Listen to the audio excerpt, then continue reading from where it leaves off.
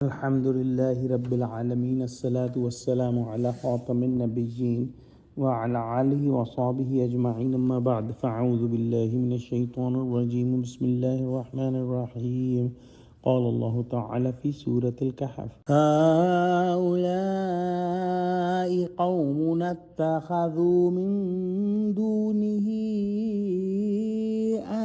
آلهة لولا يأتون عليهم بسلطان بين فمن أظلم ممن افترى على الله كذبا۔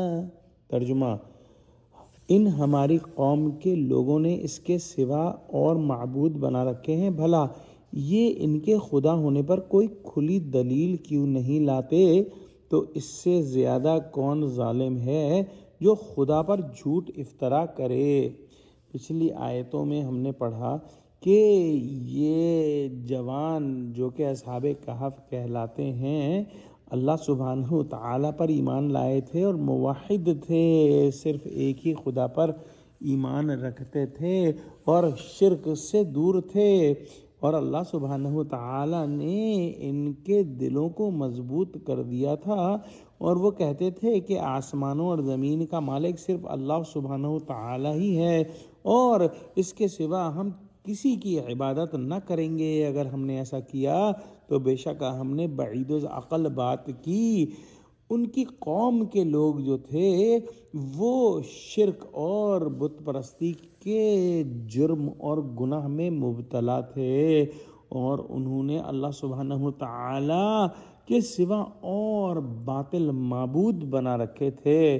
ان کے پاس اس بارے میں کوئی دلیل نہیں تھی، صرف وہم تھے اور صرف گمان تھے، اور پچھلے لوگوں کے جو گناہ تھے ان کو وہ جاری رکھے ہوئے تھے، اور خود بھی اپنے باپ دادا کی بدراہ اور گمراہ رستے پر چلے جا رہے تھے۔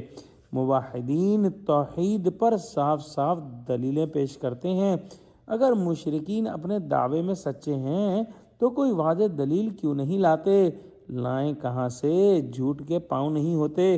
اس سے بڑا جھوٹ کیا ہوگا کہ اللہ سبحانہ و تعالیٰ کے شریک ٹھہرائے جائیں، اور اس سے بڑا ظالم کون ہے جو اللہ سبحانہ و تعالیٰ پر جھوٹ افطرا کرے۔